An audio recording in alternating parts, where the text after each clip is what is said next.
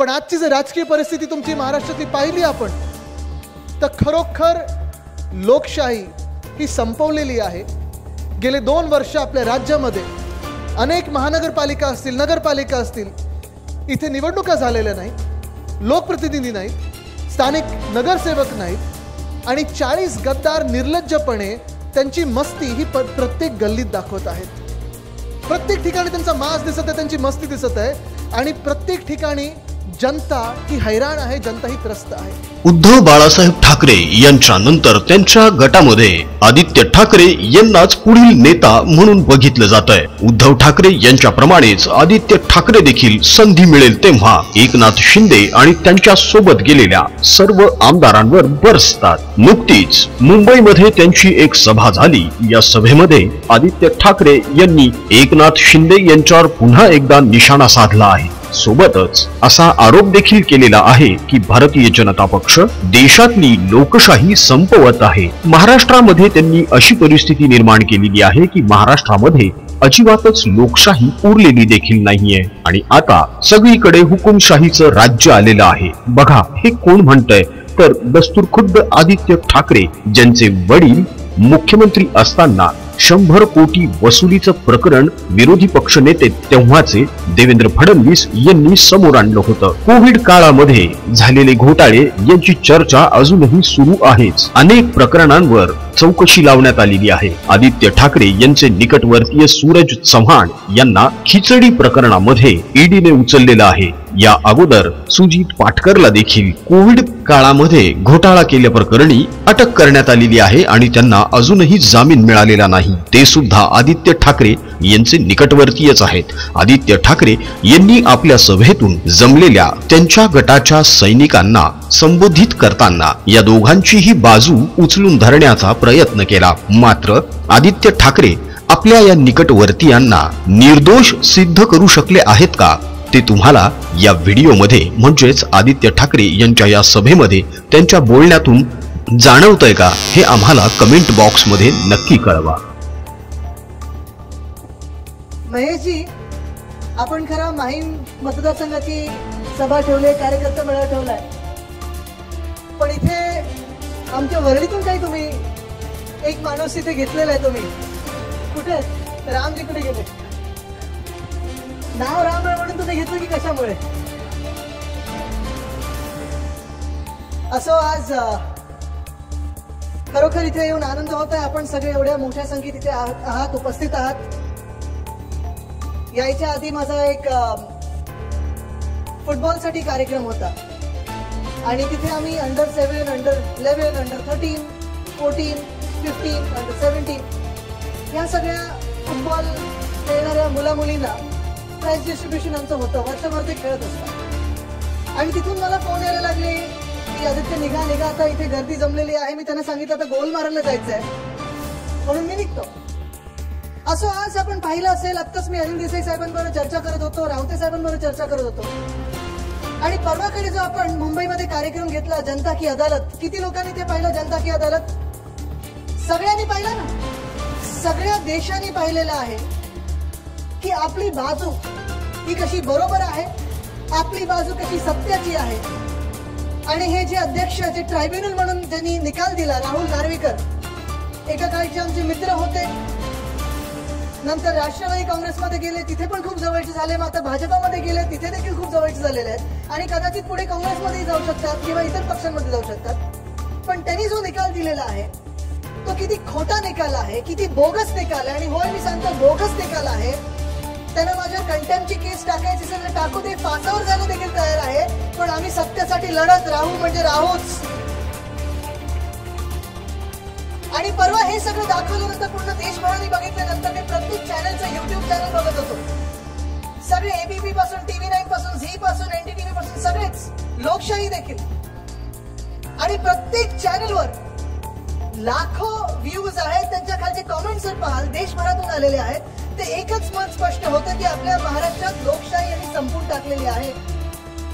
आतापर्यंत रावते साहेब, आपल्या अनेक वर्षात आपण ऐकलं असेल, पाहिलं असेल की लोकशाही धोक्यात आहे असं खूप राजकीय पक्ष म्हणायचे आणि हे आपल्याला वाटायचं की चला एक राजकीय स्टेटमेंट झालं, हे काही खरं होत नाही.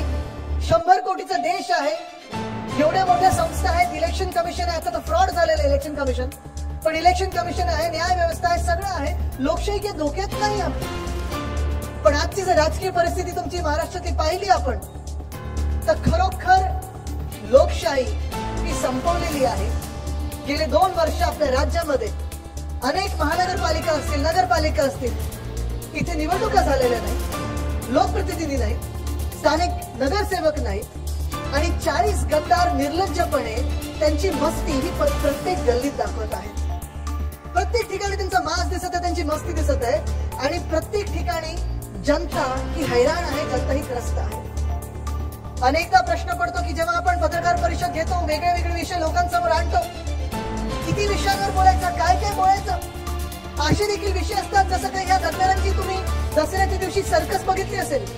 मागच्या वेळी त्यांनी सांगितलं होतं आमचा दसरा मेळावा, मुख्यमंत्री बोलतात, जे घटना बाहेर ते बोलत चाललेत, पण समोर त्यांच्या नेहमी स्वप्नात असायचं ना, खुर्ची खुर्ची खुर्ची, खुर्च्या दिसतात, लोक कुठेही दिसत नाहीत. तरी देखील त्यांच्या ह्या सर्कसीला देखील स्वतःच्या पक्षाची सर्कस, स्वतःच्या गटाची सर्कस असली तरी 60 लाखाचा खर्च बाथरूमवर केला गेला.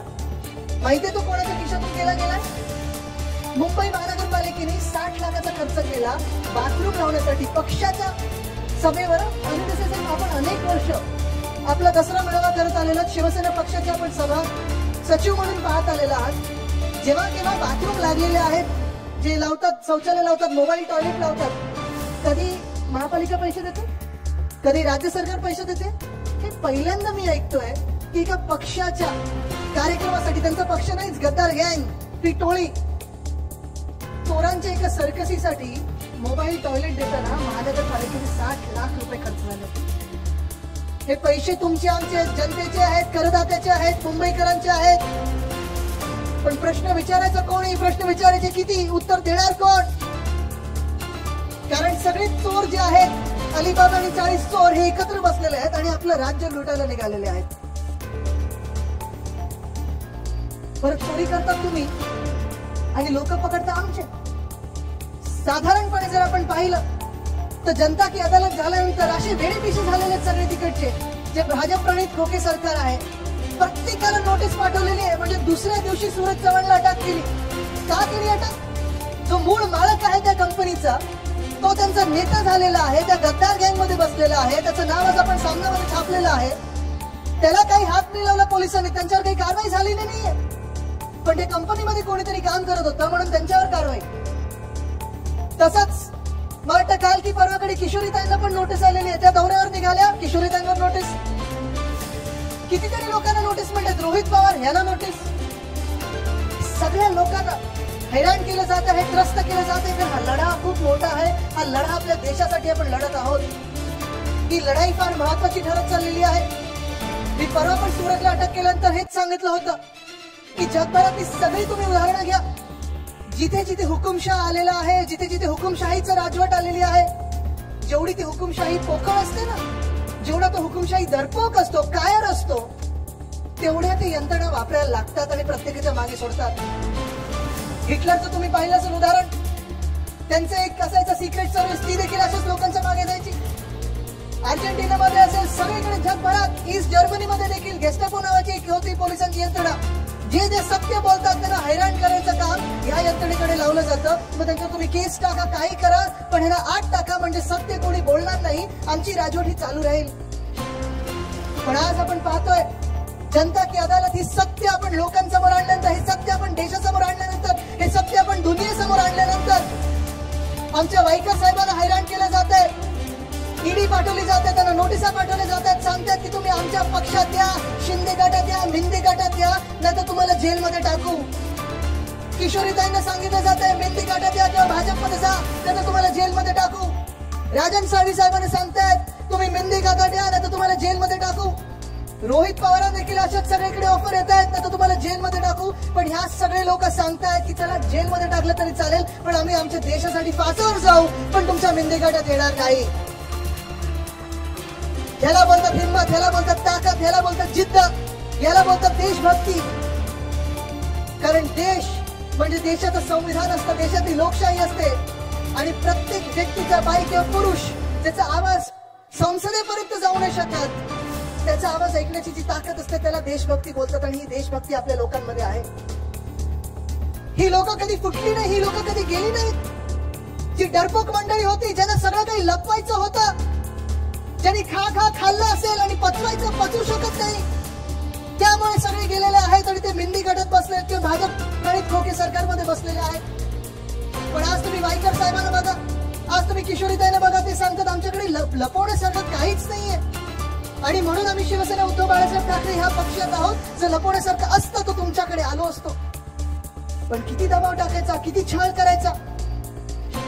परिवाराला छळलं जातंय, मित्रांना छळलं जातंय, जे कोणी सत्तेसाठी उभे राहतात त्यांना छळलं जातं. आणि काय सांगतात, चला 22 तारखेचं निमित्त आहे, हिंदुत्व हे निमित्त काढा आणि आमच्या पक्षात या.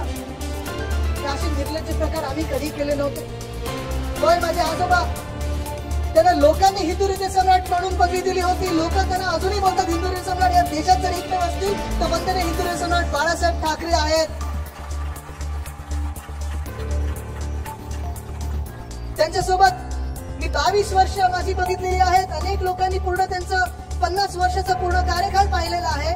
पण कधीही वंदनीय हिंदू हृदय सम्राट बाळासाहेब ठाकरेंनी हिंदुत्वाचा वापर हा राजकारणासाठी केला नाही, समाजासाठी केला, समाजकारणासाठी केला. होय, त्यांनी सांगितलं की गर्व से कहो हम हिंदू है.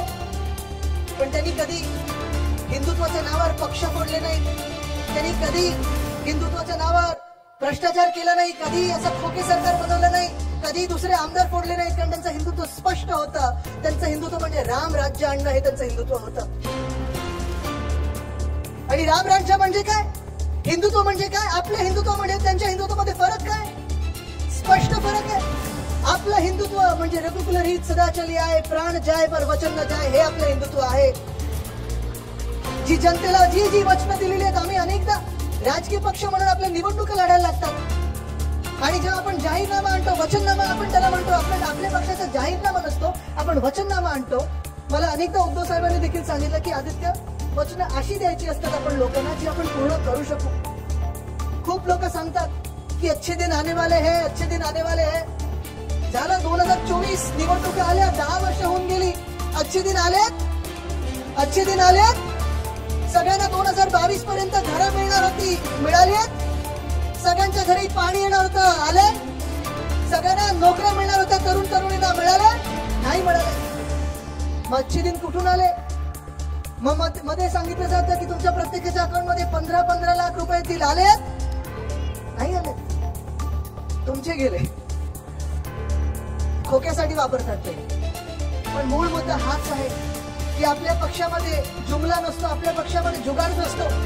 जी वचनं आपण देतो ती पूर्ण करून देतो. आपण पूर्ण करणार म्हणजे करणार, ती करून दाखवलं म्हणून आपण जाहीरपणे होर्डिंगवर लावू शकतो. पण आज या देशामध्ये असेल, या राज्यामध्ये असेल, आपण पाहत चाललेलो आहोत की आपलं हिंदुत्व जे आहे, आपल्या हिंदुत्वामध्ये आणि भाजपच्या हिंदुत्वामध्ये फार फरक पडत चाललेला आहे. होय, आमचं हिंदुत्व स्पष्ट आहे. आम्ही जेव्हा या राम मंदिर बद्दल, भगवान श्री रामाच्या मंदिराबद्दल कोणी बोलत नव्हतं, तेव्हा उद्धव साहेब, आम्ही सगळे शिवसेनेचे आमदार, खासदार, नेते, कार्यकर्ते 2018 मध्ये तिथे गेलो होतो. आपल्याला आठवत असेल, अरविंद सावंतसाहेबांनी देखील तिथे भाषण केलं होतं. आणि आपण पहिले या देशात अनेक वर्षानंतर बोललो होतो की पहिले मंदिर फिर सरकार.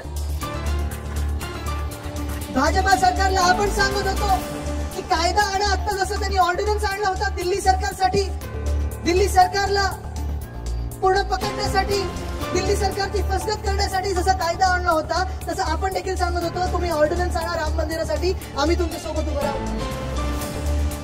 पण निकाल हा सुप्रीम कोर्टाने दिला, या भाजपच्या सरकारने दिला नाही. आज आपण पाहत आहोत की राम राज्य जे आपल्याला आणायचं आहे, ते आपलं हिंदुत्व आहे, ते सगळ्यांना सोबत घेऊन चालणारं हिंदुत्व. आपल्या हिंदुत्वामध्ये जातीपाती, धर्मामध्ये, समाजामध्ये, जिल्ह्यामध्ये भांडणं लावण्याचं हिंदुत्व नाहीये. आपल्या हिंदुत्वामध्ये महिलांना सन्मान देणारं हिंदुत्व आहे. आज तुम्ही पहा, हे जर खरोखर राम राज्य आणू इच्छितात इथे, तर आजची बातमी आहे, आजचीच बातमी आहे की बिल्किस बानोला ज्यांनी रेप केला होता, ज्या 5 की 6 लोकांना ज्यांना जन्मठेप झाली होती, तर एक गुजरात सरकारने सोडलं होतं, ते चुकीचं सोडलं होतं. तो अधिकार असतो महाराष्ट्र सरकारचा. पण आपल्या हिंदुत्वामध्ये ज्यांनी कोणी महिलेवर हात उचलला, तो कुठच्याही धर्माचा असो किंवा महिला कुठच्याही धर्माची असो, जातपात धर्म न बघता त्याला फाशीवर चढवणं हे आपलं हिंदुत्व आहे. परोल देणं नाही. आपल्या हिंदुत्वामध्ये ज्या ज्या व्यक्तीने आज तुम्ही बघा, जे आज हे मंत्रिमंडळ बसलेलं आहे, गद्दारांच्या मंत्रिमंडळामध्ये 2 किंवा 3 कॅबिनेटचे मंत्री असे आहेत ज्यांनी महिलांना शिवीगाळ केलेली आहे, महिला खासदारांना शिवीगाळ केलेली आहे. 1 मिनिटासाठी तुम्ही हा विचार बाजूला करा की ती महिला खासदार आहे. 1 मिनिटासाठी बाजूला हा विचार ठेवा की त्या महिला ज्या एका पक्षाच्या नेत्या आहेत, पण जशी घाणेरडी शिव्या वापरल्या तरी, जशी घाणेरडी शब्द वापरले तरी, आज हे उद्धव साहेबांचं सरकार असतं ना, नुसतं त्या मंत्र्याला गेट आउट नाही तर जेलमध्ये टाकलं असतं. हे सरकार आपल्याला पुन्हा एकदा या महाराष्ट्रात आणायचं आहे. आज आपण हे जे सगळं करत आहोत, जनता की अदालत असेल, महान्याय असेल, महानिष्ठा असेल, हे सगळं आपण ह्या महाराष्ट्रासाठी करत आहोत. कारण हे सगळं जो काही एक धोका निर्माण करत आहेत. आपण पहा, तुम्हाला हिंदुत्वाचं अजून एक तुम्हाला उदाहरण देतो. ह्याच मतदारसंघातलं हिंदुत्वाचं उदाहरण तुम्हाला देतो. जसं आपलं हिंदुत्व आणि त्यांचं हिंदुत्व. आपल्या काळात आपण कोणाला सिद्धिविनायक न्यासाचे अध्यक्ष केले होते? आदेश भाऊजींना आणि विशाखाताई, बरोबर. त्यांनी किती पूर्णपणे एका भक्तिभावाने तिथे सेवा केली. प्रत्येक जो कोण तिथे यायचं त्याचं स्वागत व्हायचं, आगत स्वागत व्हायचं, सगळ्यांना चांगलं दर्शन मिळायचं.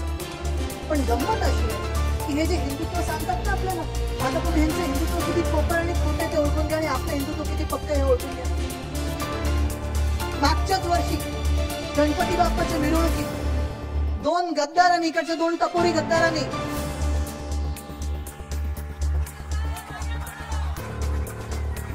बंदूक काढली होती. किती लोकांनी पाहिलं ते सगळ्या टीव्हीवर? सगळ्यांनी पाहिलं. इकडच्या प्रेसवाल्यांनी पण पाहिलं असेल. सगळ्यांचे कॅमेरे लागले, त्याच्यात पकडले गेले होते. बंदूक काढून ते घाणेरडे शिव्या काय देत होते, आरडाओरडा काय करत होते, माझ्या नावाने काय शिव्या देत होते. सगळं हे कॅमेरे टिपलेलं आहे. रावते साहेब हेच नाही, त्याच्यानंतर हे 2 टपोरी गुंड, जाऊ दे चिंदीचोर गुंड, फार मोठी आहे. हे गेले पोलीस स्टेशन मध्ये आणि तिथे थांबले नाही. पोलीस स्टेशन मध्ये देखील फायरिंग झालं. पोलिसांवर त्यांनी गोळीबार केला, गोळी चालवली. त्याचा बॅलिस्टिक रिपोर्ट बनलेला आहे. बरं, हे सांगणार मला कोण? त्यांच्याच मिंदी गटातलं एक मला माणसाने त्यांच्या मित्राने सांगितलं, जरा विषय घ्या. काय त्यांच्यात पण चालू असतात हे. जाऊ दे, ती नावं घ्यायची नाहीत मला आता, कारण ते त्यांच्याच एकमेकांच्या गळाला पण संस्कार आहेत राजकीय. पण तुम्हाला गंमत सांगतो, उपमुख्यमंत्री, गृहमंत्री, ज्यांचं पहिलं काम आहे राज्याचं संरक्षण करणं, पोलिसांसाठी उभं राहणं, ज्यांनी पोलिसांवर गोळी चालवली ना, त्यांची अजून बंदूक जप्त नाही झाली, त्यांचं अजून लायसन्स जप्त नाही झालंय, त्यांच्यावर अजून कारवाई नाही झाली. आर्म्स ऍक्ट मध्ये हे सगळं व्हायला पाहिजे. खरं जर आपलं सरकार आलं असतं आणि आपलं सरकार असतं, आता येणार म्हणजे येणार. तुम्ही बघा, या वर्षी आपलं सरकार आल्यानंतर UAPAचा कायदा अतिरेक्यांसाठी जो वापरला जातो ते ह्या टपोऱ्यांवर आपण वापरणार म्हणजे वापरणार.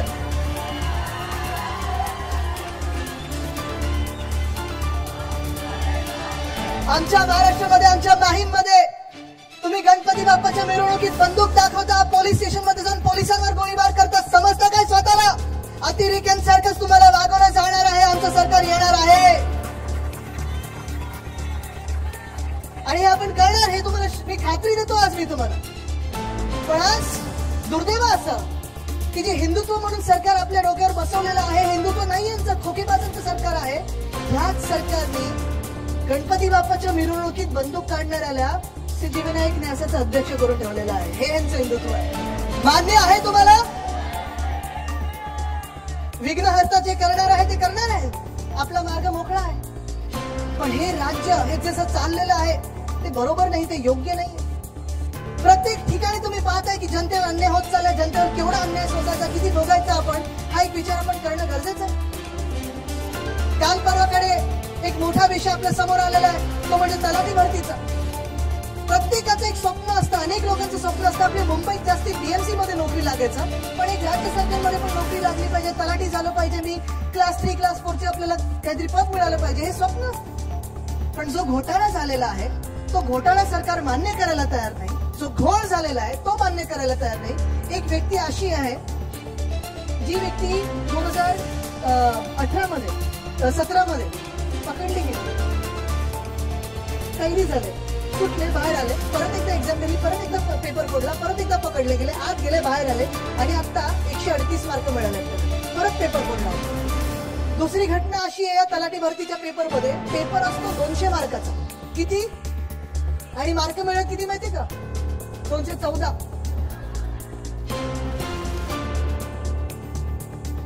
गॅरंटी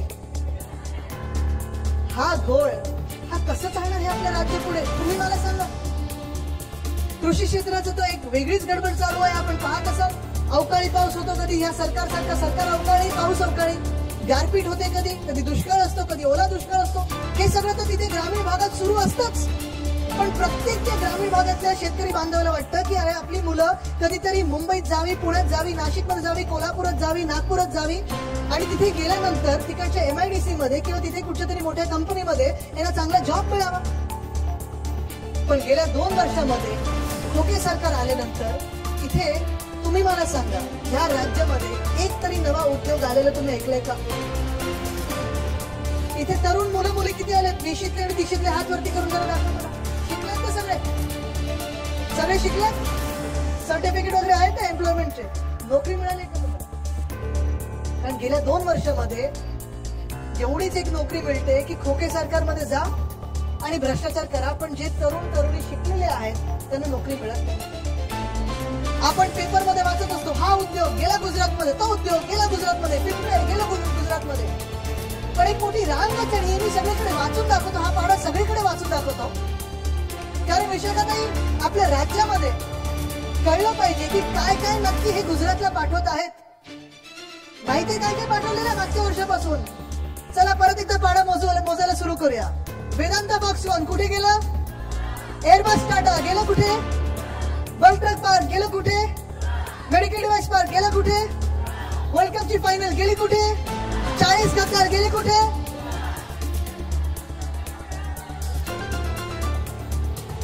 जाऊन विचारा इकडच्या गद्दारांना। खूप वेळा मी ऐकतो आमच्या वरळीत येतात, इथे माईक मध्ये फिरतात, दुकानदारांना 5-5 हजार रुपयासाठी सजवत असतात। काय पाहिलं गुवाहाटीला जाऊन, काय पाहिलं सुरत मध्ये काय माहित नाही, पण स्वतःची सुरत हे कधीही पाहू शकणार नाही, तर इथे माथेवर गद्दारीचा शिक्का हा लिहिलेला आहे। पण अन्याय अन्याय अन्याय महाराष्ट्रावर सतत अन्याय जो चालू राहिलेला आहे। अनेक वर्ष केंद्रात काँग्रेसचं सरकार होतं, नंतर वाजपेयी साहेबांचं सरकार आलं, त्याच्यात आपण देखील होतो। आणि ह्या देशामध्ये प्रत्येक राज्याला संधी मिळायला पाहिजे प्रगती करायला, ही माझी भावना आहे। कारण तिकडचे जे उद्योग येतात ते त्या राज्यात गेले तर स्थानिकांना आणि तिकडच्या भूमिपुत्रांना नोकरी मिळेल, रोजगार मिळेल आणि तिकडची प्रगती होईल। पण मला राग ह्या गोष्टीचा येतो की जो उद्योग आपल्या राज्यात हमखास येणार होता, 100% येणार होता, तो जो घास आपला खेचून गुजरातच्या घशात घातला जातो ना, तिथे मला दुःख होतं, तिथे मला राग येतो। ही भावना संपूर्ण महाराष्ट्रात मला दिसते, प्रत्येकाला माहिती आहे इथून काय काय तिथे नेलेलं आहे। साधी वर्ल्ड कपची फायनल सोडली नाही। मला तुम्ही सांगा, जर वर्ल्ड कप फायनल आपल्या वानखेड्याला झाली असती तर कप जिंकलो असतो की नसतो आपण? मग कशाला तिथे नेलं?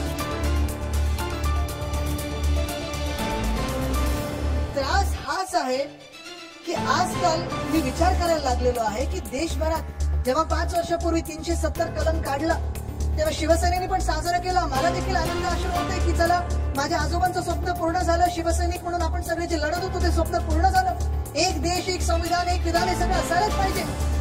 पण आज प्रश्न हा पडायला लागलेला आहे की 370 जसं कलम काढलं तसं वेगळं काही कलम या संविधानात आणलंय का? की अन्याय जर करायचं असेल तर देशातलं एकमेव राज्य हे महाराष्ट्रच आहे। उद्योग जे न्यायचे ते इथून दुसरीकडे न्या, रोजगार जो काढून न्यायचा इथून दुसरीकडे न्या, मंत्रालय जर आता 2024 नंतर कुठे हलवायचं असेल तर ते देखील सुरत किंवा अहमदाबादला नेतील। पण हे सगळं किती दिवस आपण सहन करायचं? कधीतरी आपण महाराष्ट्र म्हणून विचार करणार आहोत की नाही? काल परवाकडे पण मी एक महत्वाची विषयावर प्रेस कॉन्फरन्स घेतली होती, पत्रकार परिषद घेतली होती। त्याच्यात 2 विषय मी लोकांसमोर आणले होते। एक म्हणजे आपल्या इकडचं वरळीचं रेसकोर्स आहे, ते साधारणपणे सगळेच मुंबईकर कधी ना कधीतरी तिथे वर्षातून आपण जातो, चालायला जातो, धावायला जातो, कधी योगा करायला जातो, कधी कधी कार्यक्रम असतो। ते या खोके सरकारला, त्यांच्या बिल्डर मित्रांना, बिल्डरांच्या घशात घालायचं। जेव्हा मी ही बातमी लोकांसमोर आणली, व्हॉट्सअप ग्रुप बनायला लागले, ऑनलाईन पेटिशन व्हायला लागलेले, सगळ्या लोकांमध्ये हलचल सुरू झाली। आणि जे आपले इकडचे प्रशासक आहेत मुंबई महानगरपालिकेचे, त्यांनी परवा ओपन हाऊस घेतलं। ओपन हाऊस कितीचं? 1800 लोकांचं। तरी ठीक आहे, मुख्यमंत्र्यांच्या सभेपेक्षा थोडी जास्ती गर्दी होती। असो, ते त्यांनी ओपन हाऊस मध्ये सांगितलं की नाही आता लोक जास्ती बोलायला लागले तर आम्ही आता काही रेस्कोर्स वर वरती काही करणार नाही तर अंडरग्राऊंड कार पार्क करू. कशाला करताय? कुठच्या कॉन्ट्रॅक्टर साठी करताय? का म्हणून करताय? काय कमी खोके मिळालेत का तुम्हाला? सगळ्यात भ्रष्ट जर प्रशासक असतील तर हे आजचे प्रशासक आहेत आणि त्यांना खोके मिळायला पाहिजेत, या मुख्यमंत्र्यांना खोके मिळायला पाहिजेत म्हणून तिथे त्या रेसकोर्सची वाट लावण्यात चालल्यात. मी त्यांना सांगितलेलं आहे की RWITC जी रेसिंगचे जे काही संस्था आहेत ते आणि BNC त्यांनी जर परस्पर करार केला आणि मुंबईकरांना विचारलं नाही तर आम्ही तिथे शर्यत घोड्यांची देखील होऊ देणार नाही. मुंबईकर म्हणून आम्ही तिथे जाऊन बसू, खोदायचं असेल तर खोदवले तरी देखील पब्लिक पार्क ही जनतेसाठी सगळ्यांसाठी असायला पाहिजे. दुसरी गोष्ट मी जी उघड केली ती डॅबॉसची होती. आपल्याला माहिती आहे सगळं तिथे गेल्यानंतर जो काही खर्च होतो तो होतो, पण हे एका बाजूला आपल्याला अशा आंदोलनात व्यस्त ठेवल्यानंतर दुसऱ्या बाजूला जे मुंबईतले घोटाळे सुरू आहेत ते लोकांसमोर देखील येणं गरजेचं आहे. आजच्या दिवशी तुम्हाला सांगतो मी, आज 20 तारीख आहे. मागच्या वर्षी 2023 मध्ये बरोबर 15 जानेवारीला मी रस्त्याचा घोटाळा हा लोकांसमोर आणला होता. 6080 कोटीचा हा पूर्ण घोटाळा आहे. 6080 कोटीचा. त्याच्यात काय केलं यांनी? सोपी गोष्ट केली यांनी. यांचे 5 आवडत्या कॉन्ट्रॅक्टरना 5 पाकिटं दिली पूर्ण मुंबईभर. त्यांनी 5 मुंबईला विभागून घेतलं. तुम्ही नॉर्थ रिजन, तुम्ही साऊथ सेंट्रल रिजन, तुम्ही साऊथ रिजन, जसं आपल्या लोकसभेच्या सीट्स असतात तसं त्यांनी 5 वेगळ्या वेगळ्या भागांमध्ये विभागणी केली. मग त्यांनी सांगितलं चला आता तुम्हाला काय किती किमतीला पाहिजे तुम्ही सांगा. जी काही किंमत त्यांना होती, खरं तर हे टेंडर 3000 कोटीच्या वरती जायला नको, ते 6000 कोटीला गेलं. आणि त्याच वेळी बोललो होतो की तुम्ही प्रधानमंत्री महोदय आणताय, कुठच्याही पक्षाचे असो, कदाचित राजकीय काही आमचे वेगळे वेगळे विचार असू शकतात, पण तुम्ही प्रधानमंत्र्यांचा अपमान करताय मुंबईचे म्युन्सिपल कमिशनर म्हणून की त्यांच्या हाते असं कामाचं भूमिपूजन करताय जे काम सुरू होऊच नाही शकत. अरविंद सावंत साहेब, आजच्या पेपरमध्ये बातमी आहे की 1 वर्ष होऊन गेलेलं आहे. 280 कोटीची श्रद्धा काही तुम्हाला देखील माहिती असेल, आपण महापौर राहिलेला आहे. 280 कोटीची पेनल्टी त्या रस्त्याच्या कॉन्ट्रॅक्टर्सवर लागलेली आहे, पण अजून एक सुद्धा रस्ता हा पूर्ण झालेला नाही.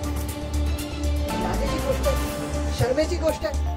25 वर्ष आपण मुंबई महानगरपालिकेत बघतोय काम कसं होतंय आम्हाला पण माहिती आहे. गेली 10 वर्ष मी अनेक आपल्या लोकांबरोबर, चेंबूरकर साहेब असतील, सगळे आपले नगरसेवक असतील, या सगळ्या सोबतच मी रात्री 10 किंवा 11 वाजता मुंबईच्या रस्त्यावर असायचो आणि रस्ता पूर्ण होतोय, कधी होणार, कसा होणार, त्याच्यावर मी पाहणी करायला जायचो. प्रेसवाले देखील सोबत आहे. 6 महिने जे असायचे, ऑक्टोबर ते मे, प्रत्येक महिन्यात आमची रात्रीची फेरी असायची मुंबईच्या रस्त्यांवर की रस्ते पूर्ण होतात. एक रस्ता बनवायला आपल्याला ट्रॅफिक पोलिसांची परवानगी लागते, 16 वेगळ्या यंत्रणा त्यांच्याशी सांगड घालायला लागते.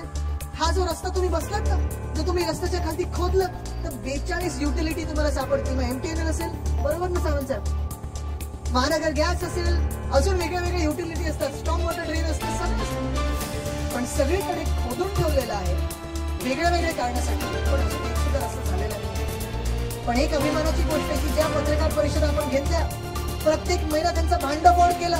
आपल्या शिवसेनेच्या दबावामुळे या कॉन्ट्रॅक्टरांना 1 सुद्धा रुपये मिळू दिला नाही. आपण चोरी करणाऱ्याला आपण 1 सुद्धा रुपये मिळू देणार नाही ही शपथ घेऊन आपण पुढे चाललेलो आहोत. हाच प्रश्न मुंबईत आपला जसा आहे तसा पुण्यात आहे, तसा नागपूरमध्ये, तसा ठाण्यात आहे. ठाण्यात लूटच चालू आहे. सगळीकडे हा प्रश्न सुरू आहे. पण आपण एक शपथ घेऊन, आपण एक निर्धार घेऊन पुढे निघालेलो आहोत की हे मुंबई आणि महाराष्ट्र लुटायला जे खोके सरकार आपल्या डोक्यावर बसवलेलं आहे त्यांना आपण लुटू द्यायचं नाही. मुंबईचे विषय जर काढायचे असतील तर किती काढायचे? अनेक विषय. सॅनिटरी पॅड्स ह्याचा मोठा घोटाळा झालेला आहे. स्ट्रीट फर्निचर राहतच आहे. आपल्याला हैराण व्हाल आपण ऐकून की स्ट्रीट फर्निचरचा घोटाळा 263 कोटीचा आहे. मी स्वतः लोकायुक्तांकडे कंप्लेंट केलेली आहे. येत्या 12 फेब्रुवारीला तारीख मिळालेली आहे. स्ट्रीट फर्निचरचा घोटाळा हा सोपा आहे. त्यांनी अशा काही गोष्टी केलेल्या आहेत, गमती केलेल्या आहेत की एका कंत्राटदार मित्राला 13 गोष्टी विकत घ्यायला सांगितल्या. त्या 13 गोष्टी अमुक एवढ्या आहेत, म्हणजे लॅम्प पोस्ट पासून बेंच पर्यंत 40,000 बेंच. आतापर्यंत बेंच घ्यायचा अधिकार हा नगरसेवकांचा असायचा, आता तो या CPDला दिलेला. ते तर सोडा, कुंड्या 10,000 मागवल्यात, पण त्या 10,000 कुंड्यांमध्ये झाडं कुठची लागणार हीच माहिती नाही. आता गंमत हे अशी सगळी महानगरपालिका चाललेली आहे. पण आज या माहीममध्ये, या प्रभादेवीमध्ये मी जे प्रशासक आहेत महानगरपालिकेचे ते उद्या कदाचित या मुंबई मॅरेथॉन मध्ये धावतील. आपण बघताय प्रदूषण किती आहे, कसं धावणार तुम्ही मला माहिती नाही.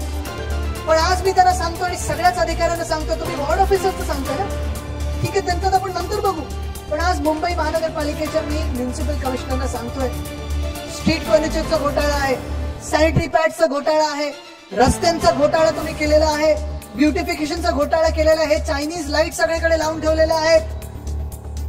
करा जेवढं तुम्हाला करायचं आहे. 2024 हे आमचं आहे. आमचं सरकार येणार म्हणजे येणारच, पण तिथे थांबणार नाहीये. प्रत्येक घोटाळ्यात तुम्ही प्रत्येक केलेला जो काही पैसा खाल्ला ना, जेलमध्ये बसून तुम्हाला पैसा मोजायला लावणार आहे आणि पुन्हा एकदा मुंबईकरांच्या तिजोरीत द्यायला लावणार आहे.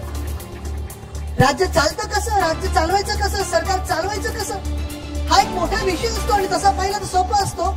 आपण लोकांचं हित डोळ्यासमोर ठेवलं तर राज्य चांगलं चालतं, जनतेचं हित डोळ्यासमोर ठेवलं तर राज्य चांगलं चालतं.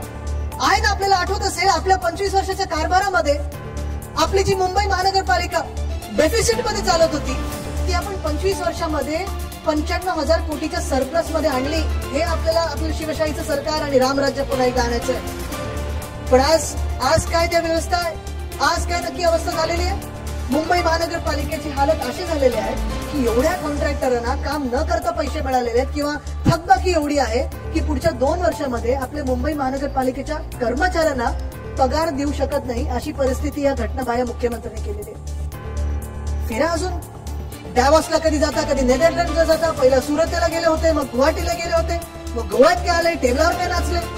हे सगळं जे काही करायचं स्वार्थासाठी तुम्ही जे केलेलं आहे, स्वतःच्याच सगळ्या जे काही स्वप्न होती ती पूर्ण करण्यासाठी केलेलं आहे. तुम्ही एक लक्षात घ्या की 40 लोक, ही जी 40 टोळी आहे अलिबाबाची, ही उद्धव साहेबांची कधी होऊ शकली नाही, ज्यांनी त्यांना सगळं काही दिलं.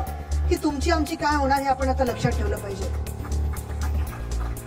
आज महान्याय महानिष्ठा म्हणून जो आपण विचार करत आहोत, न्याय हा काही शिवसेना उद्धव बाळासाहेब ठाकरे पक्षाकडून आपण मागत नाही आहोत. न्याय म्हणजे आपण काही सगळे इथे नेते मंडळी जे आपण बसलेलो आहोत, कार्यकर्ते म्हणून बसलो, हा आपल्यासाठी न्याय मुळीच मागत नाही आहोत. आपला विषयच नाहीये. आपल्याला न्याय मिळेल तेव्हा मिळेल.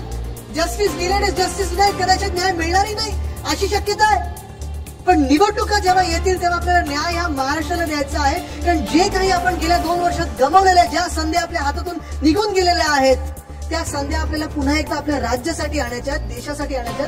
हा न्याय आपण पुन्हा एकदा मागत आहोत. जो न्याय आम्ही मागत आहोत तो पक्षासाठी मागत नाही आहोत. हे मी पहिलं देखील सांगितलं होतं, निकाल वाचत होतं तेव्हा पण सांगितलं होतं की हा न्याय नुसतं शिवसेना पक्षासाठी नाहीये. हे आज ठरणार होतं, त्या दिवशी ठरणार होतं की जे अध्यक्ष राहुल नार्वेकर ट्रायब्युनल म्हणून निकाल देत होते, तो निकाल हे डॉक्टर बाबासाहेब आंबेडकरांनी जे संविधान आपल्याला लिहून दिलेलं आहे, ते संविधानाचे पूजक म्हणून देणार होते की भाजपाला जे संविधान 2024 नंतर देणार आहेत लिहून, ते त्या संविधानाप्रमाणे होतं. आणि माझी भीती हीच खरी ठरली की राहुल नार्वेकरांनी जो निकाल दिला ते भाजपच्या संविधानाप्रमाणे दिलेला आहे, डॉक्टर बाबासाहेब आंबेडकरांच्या संविधानाप्रमाणे नाही. पण आज हे देखील मला माहिती आहे की कितीही या महाराष्ट्रात अन्याय झाला, कितीही आक्रमणं झाली, कितीही लुटेरू आपल्या सरकारमध्ये कब्जा करून बसले असतील, तरी आपली इकडची माती आणि आपली माणसं, प्रत्येक माणूस म्हणजे ते मावळा आहे. आणि हाताची जी ताकद आहे ती बोटांमध्ये आल्यानंतर वोटिंग मशीनवर ईव्हीएम कुठचंही आणा, कितीही सेटिंग करून आणा, एक मत हे आपला इतिहास घडू शकतं. आज इथे आपण जर पाहिलं असेल, ह्या 4 मूर्ती जी आपण पूजा करतो, शिवरायांची जी पूजा करतो आपण, त्यांना मानत तर असतोच. आपल्या स्वप्नामध्ये देखील शिवराय जर आले तर आपण ताड करून उभं राहू आणि सांगू आम्ही लढायला तयार आहोत. तसंच डॉक्टर बाबासाहेब आंबेडकरांना देखील आपण सांगत असतो की तुमचं संविधान, तुम्ही जे आम्हाला संविधान दिलंय, आमचं संविधान, या देशाचं संविधान, याच्यासाठी आम्ही लढायला तयार आहोत. माझ्या आजोबा आणि माझी आजी यांच्या आशीर्वादाने मला एक, अर्थात तो फोटो मी उद्या परवाकडे टाकीनच. मला आठवतात नाशिकला आपली जी शिबिर आहे, सभा आहे, तिथे मला आजीने स्टेजवर नेलं होतं, हे मला आठवतं. आणि म्हणून आजची ही जी सभा आहे, आजचा जो कार्यकर्ता मेळावा आहे, आजचा जो एक निर्धार मेळावा आपण घेत आहोत, तो एवढ्याच साठी घेत आहोत की आपण इथे नुसतं फुलं आणि हार घालायला नाही, त्यांच्याकडून प्रेरणा घ्यायला सगळे एकत्र आलेलो आहोत. सगळे प्रेरणा एकत्र घ्यायला आलेलो आहोत. कदाचित तुम्हाला वाटेल की तुमच्यातून कोणी काही उद्या फेसबुकवर टाकलं, व्हॉट्सअपवर टाकलं, सोशल मीडियावर टाकलं तर पोलीस तुमच्या मागे येतील. त्यांना मागे यायला लावतात बिचाऱ्यांना, दुसरं काही करू शकत नाही कारण त्यांच्यावर आदेश असतात. तुम्हाला कदाचित वाटेल की 50 खोके एकदम असं ओरडलं की तुमच्यावर केसेस होतील, कदाचित होतील. आहे ना, आम्ही पण लढतो. पण ह्या गद्दार निर्लज्ज सरकारला मी सांगतोय की जर आमच्यावर केसेस टाकायचे असतील, आमच्यावर वार करायचे असतील ना, तर समोरून या, समोरून वार झेलायला आम्ही तयार आहोत.